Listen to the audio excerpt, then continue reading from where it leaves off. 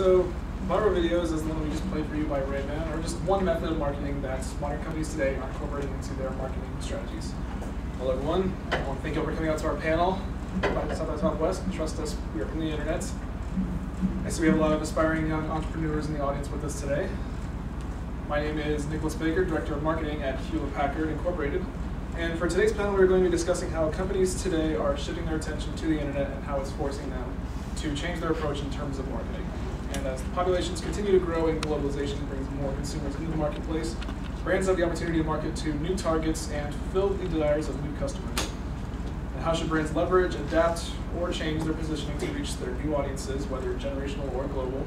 And what concerns arise from maintaining their current core targets? And with me today, I have our three panelists. I have Austin Chandler, Marketing Director of Target, Phil Cancelmo, CEO of Valve Software, and Natalie Pham, Marketing Director for Ray-Ban Sunglasses. So for our panel, we're going to have a 20-minute panel where I ask the panelists questions, and then we'll have time for a faculty Q&A afterwards. So why don't we begin our panel with each of our panel members giving us a brief history of their companies as well as their marketing strategies. Austin, would you like to go first? Thank you, Nick. Again, my name is Austin Chandler. I am the Marketing Director of Target. I'll keep this brief, but if any of you would like a more in-depth version of our timeline, you can find it on our corporate website. In 1902, our founder George D. Dayton, a banker and real estate investor, became partner in the Goodfellows Dry Goods Company. The year after that, he took sole ownership of the company and became the first president of the newly named Dayton Dry Goods Company. In 1911, he renamed the Dayton to the Dayton Company and opened its first department store. In 1918, he created the Dayton Foundation with a $1 million endowment, which at the time was a large sum of money, to promote the general welfare of the public. This became the Target Foundation in the year 2000. In 1946, we adopted the practice of donating 5% of our annual profits, pre-taxes, back to the community. In 1960, we made a huge visionary leap when we began moving into the discount retailing business, which at the time industry experts were skeptical about. In 1995, we opened our first Super Target. In 1997, we were awarded the Presidential Service Award from Bill Clinton, which is the highest national honor that you can give to a corporate volunteer effort. This was given to us for our Good Neighbor program. In 1999, we launched our website, Target.com, in the middle of the .com bubble. And in the year 2000, the Dayton-Hudson Corporation renamed itself the Target Corporation in order to better reflect our core business. In the year 2000, that was the first year that we exceeded $50 billion in annual profits. And last year, we just celebrated our 50th anniversary. All right, Phil? Hi, I'm from Valve. And at Valve, our company started from a person called Gabe Knoll, who was a Harvard not graduate, but dropped out. Reason being, he was offered by Microsoft a large portion of shares to become the lead programmer on Project 1, 2, and 3 of Microsoft, the second largest installed program on any given computer at the time. First largest being a game called Doom. Now, Gabe Knoll was wondering why an operating system fell short to a game that only held 14% of the market of the game industry at the time. So after accumulating enough money, he decided to design his own company called Valve, and he started it with his partner, John Stevenson. When Gabe Knoll started developing, he worked on a game called Half-Life, which became the largest installed game on any given computer at the time. And with that particular amount of money, he decided to start a project he called Steam. In 2002, it was launched, and it became the widest downloaded program for gaming networking in the world. Hello. And Natalie? Hi all. Again, my name is Natalie Pham. I'm the Marketing Director of Ray-Ban. And really, Ray-Ban is the first in a lot of things. We were the first to incorporate anti-glare technology to our sunglasses. We're the first to make sunglasses both functional and fashionable. And really, we're the innovators of the market as it is today.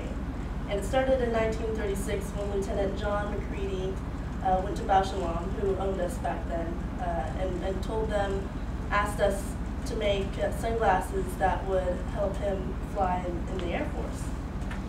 And so Bausch & Lomb created the aviators, and they were only available to the Air Force at first, but once it was released to the public, the public went wild about it. And it was in '52 when we released Wayfarers, and ever since we've been synonymous with Hollywood. And lately a popular trend has been our Club Masters. In the 50s there was a trend called brown line glasses that was very similar to our Club Masters, but we reinvigorated that style and made Club Masters, and that's where we stand today. All right, so that's the brief history of each of our panelists' companies. So let's move on to marketing. So first question, pretty simple. In terms of marketing, what do you think makes each of your companies unique? What are yours? Well, take it, Austin? Sure, thank you. Again, my name is Austin Chandler. You know, one of the things that we're really proud of here at Target is Target exclusives. Now, if you're not familiar with our company, Target exclusives have been going on for years. One of our more recent ones, hopefully you've heard of the DVD and Blu-ray release of Marvel's The Avengers. A Target exclusive is that we have over 90 minutes of bonus footage, like behind the scenes exclusives and interviews, that you can't find anywhere else. If you go to Walmart, if you go online, you can't find that anywhere else but in Target. And we've been doing things like that for years. For example, back in 2005, one that we got a pretty good return on was the release of the highly anticipated Fall Out Boy album, From Under the Cork Tree. The Fall Out Boy Target exclusive was that we released 5 additional songs on that album and a different cover. Now, while that may not seem like a lot, you know, all of these kids at the time are running around screaming, oh, well, you're not a real Fall Out Boy fan unless you buy that album from Target. Because that's 5 extra songs that you can't find on iTunes or anywhere else. They later released it on iTunes, but Target had it first. And it's just anything to get their foot in the door, you know what I mean? Because you show up for the CD and then their mother thinks, well, you know, while I'm here, I might as well do some grocery shopping. They end up picking up a roll of paper towels, you know, some spaghetti for dinner that night, and we've come out with a profit. Okay. Phil?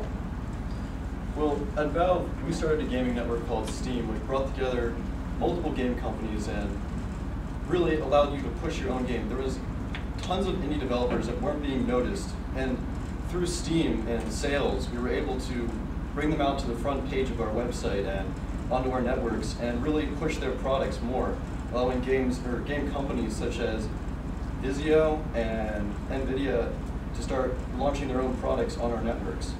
That was something that was exclusive to Steam and still to this day is only on Steam.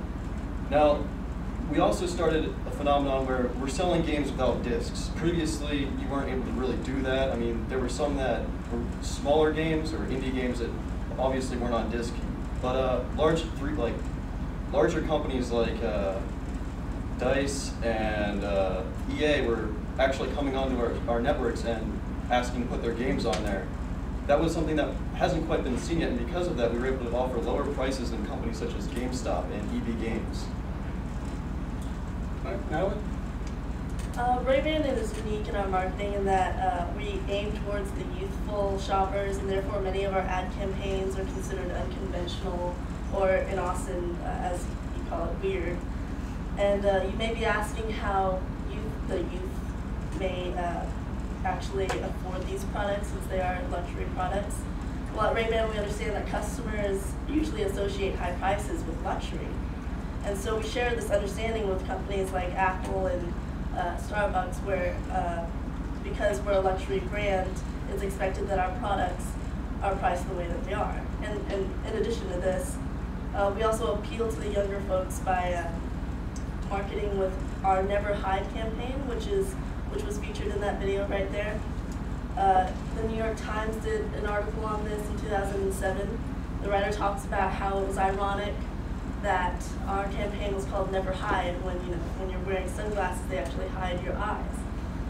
Now, for Ray-Ban to say Never Hide is like Gillette saying never shave to their customers. But this message really appeals to the younger audience because not only do you guys really enjoy irony for some reason, you understand our message that the most fashionable thing to do is to be yourself. So to reiterate, our unconventionality, luxury branding, and youthful message is unique to us. All right. So I mentioned earlier in the panel that this is also about marketing strategies for the internet. So how has your company's approach to marketing changed ever since the internet? Would you like to go with that, Austin? Sure. Thank you, Nick. Again, if any of you are just joining us, my name is Austin Chandler. I'm the marketing director of Target, and here at Target, we have always, really been focused on the customers.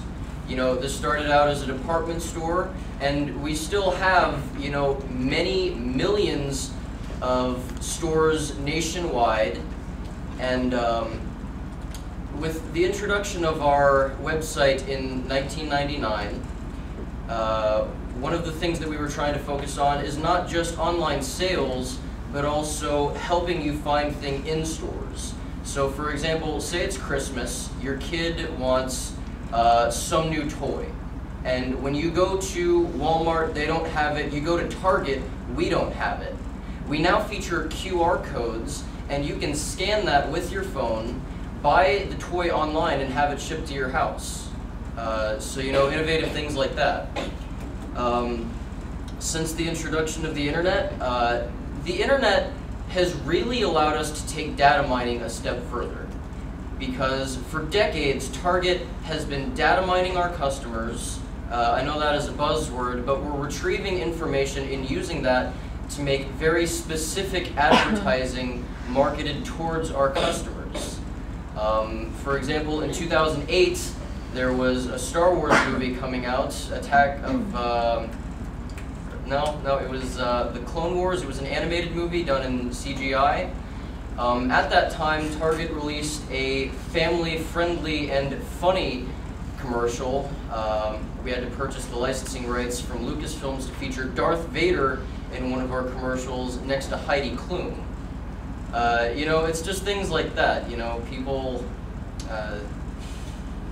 they see Darth Vader next to Target, they think to themselves, the next time they see Darth Vader, oh, I should go buy those toys from Target. All right. Phil, so your company more or less thrives on the internet, so how do you, what do you do to stand out? Well, our company was put into place in 1998, so we've really been able to see the internet develop to what it is today. And the gaming industry in itself is dependent on the internet, but it wasn't technically always like that. We had the Commodore 64, which was standalone. It wasn't connected to the internet. But then recently we've developed Steam, and we've been able to put friends in the game. Like, you can connect to your friend, and previously that did exist, but it was clunky and it didn't work quite right. Now with Steam, you can invite a friend who's not actually online a game, or not even playing the same game as you, and ask him if he would like to play, or even if he's offline, it will send him a notification to his phone saying, Steve would like to play Left 4 Dead 2, or something along those lines. That's something new and something that hasn't really been seen up until the point of Steam. And it's kind of set us apart in the internet industry, how everything's been working out in the game industry itself. And it's brought us closer together as a community and as a game company. So social interaction's a big deal. Right. Definitely. So, Natalie, Ray-Bans deals a lot with viral marketing. You want to talk about that? Sure. We incorporate a lot of guerrilla-style marketing techniques. We really rely on a low budget. We only spend around $30 million. That's like chump change to big companies, but we only spend about $30 million on marketing. And really, we focus on getting people's attention and expanding our reach rather than actually trying to sell people things. So targeting the youth, we tried in Australia, according to the Daily Telegraph in Australia, to do a rare places campaign. That was the name of our campaign, Rare Places. And where we contracted with 50 venues, and in each venue we placed a poster It was a Rare Prints poster. And basically we would encourage customers to go on Twitter and Foursquare and email us pictures of these posters. And if you did that, and you were very active in doing that, the 50 most active customers would win one of those Rare Print posters. And the venue with the most customers would win $5,000. So this method encourages what we call real social media, and it truly engages potential customers and helps out local venues. And this campaign in Australia is just one of many interactive marketing techniques that we incorporate into our marketing strategy here at Ray-Ban. And so you all have very different audiences that you're trying to reach. So how would you say your social media strategy is in trying to reach your own specific audiences? And do you use things like Facebook or Twitter, or what platforms do you guys use? Also checking the post. All right, well, once again, I would like to state that Target is intended to be a one-stop destination. You go in there and you can find everything that you need. Now, that being said, for the last decade, our advertisements have been averaging at about 30 seconds each. Okay, you know, we're aware that most people have busy lives. They don't want to spend more than about that time watching a commercial. So we have to make our commercials interesting. Like I said, in 2008 we featured Darth Vader. More recently, when The Amazing Spider-Man came out, we had Target ads that included The Amazing Spider-Man. So you start off watching a commercial. At first you think it's for Spider-Man, and then you see that he's going to Target. You know, you see another with Target toys involving The Amazing Spider-Man. And then the kid meets Spider-Man. Spider-Man says, "Hey, cool backpack. Where'd you get it?" He says, "Target." So, you know, anything to get their foot in the door. They come to Target. They find what they need. Now, about Facebook and other platforms, if you go to Target's Facebook right now, you will see that there are 21,689,923 people who like this page. Now, what happens when they like this page is that shows up in all of their friends' newsfeed. You know, this person likes Target. So while this many people have liked our page, millions and millions more have seen that. And, you know, say if you look here, 9,231 people have liked our last post. That shows up in their friends' news feeds. You know, Facebook and the internet is a very easy way for companies like Target to advertise themselves and market themselves to a new generation. Right. Phil, Natalie, do you have anything that you want to add? Yeah, sure. At this point, I mean, Facebook is a happy medium. Every company, for the most part, is on Facebook and uses it to their advantage. But not every company really uses YouTube to its full advantage. There are advertisements, but some of them don't really go viral. And the reason being is because, quite honestly, they're not that interesting. And at Valve, we like to use our own games as the product that we're pushing. We don't use fake CGI or anything like that. We use real gameplay footage using our own games, which is somewhat different. And it allows us to really connect to the community and show them what we're working on, not just flashy words and some CGI thrown at their way. It's different, and it allows us to push our games in a more positive light, and it's been working for us. As of right now, Ray-Ban has 5.2 million likes on Facebook and 39,000 followers on Twitter. And the video shown at the beginning of our presentation has 6.5 million hits. And really, as Phil has said, you know, we try to utilize YouTube as best as we can and try to make interesting videos, like at the beginning of the video, or sorry. We try to make very interesting videos to capture the attention of our audience. So since Ray-Ban is a brand of eyeglass, or eyewear that we don't sell products through retail stores, we sell our products through stores that contract with us. We do try to emphasize marketing online a lot. All right. Well, we're starting to run out of time. So before we start the Q&A, I want to thank our panelists and I guess do a quick recap. So basically, despite all of your unique audiences, you all share the same idea that, that you all share the same idea that internet marketing is very important, viral marketing for you guys, accessing platforms like Facebook and Twitter, all very important things. And yes, is there any questions? Aaron. This is for all the panelists. So you talked about how you have Facebook pages that you can like, and also you see if your market's working from a financial standpoint. But are there other ways to see if your market works? Like, is there a way that the users can contact you if there's something they don't agree with, or they don't like, or something that's wrong? Phil? Well, our founder, Gabe Knoll, will actually email every individual customer who actually sends him an email with a personal response. It takes months at a time, but he will send you a full-on response to whatever you send him. And usually, if there's enough demand for it, he will go through with whatever the user base wishes or desires. All right. Natalie, Austin, are there anything to add? Well, as far as contacting the company, Target does have a customer service section. You can post comments, you can send us emails, and even in our stores we have customer service locations dedicated to that purpose. If you have a problem with one of our products, you can bring it back to any Target location. It doesn't even have to specifically be the Target that you bought it at, and as long as you have a receipt and a valid reason as to what the problem is, we're happy to reimburse you your money, either in-store credit, cash. It's very easy to return things at Target. We're proud of that.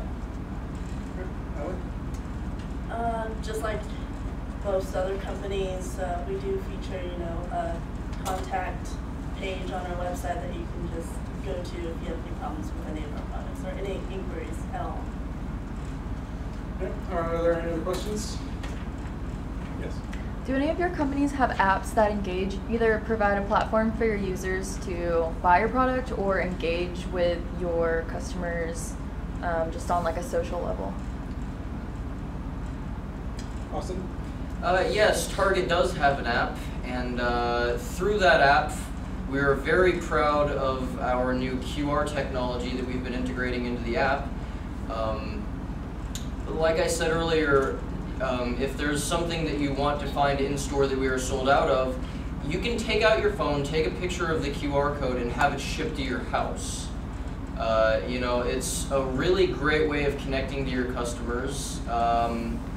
The app itself, you can find our entire product line through the app, which does include, toys, media, groceries, local fresh food. It's all a very good way of not only connecting to your customers, but also making them feel connected to you. Phil, Natalie, do you have anything to add? Ray-Ban does not have an app as of now, but there's no reason that in the future we can't release one. Valve does have an app, and what it does is it connects you to the Steam world, and on your phone you can basically just go through different games, and it will notify you if there's a sale on any kind of specific game, and it will actually kind of go through your history and pop up different games that you might enjoy and tell you that there's a sale on it or not. If you choose to buy it on your phone and then click download, it will download to your computer, and by the time you get home, it will be there ready to play. Nice. Are there any other questions? I want to thank our panelists, and I want to thank the audience for coming out to our panel. I am Nicholas Baker, and thank you.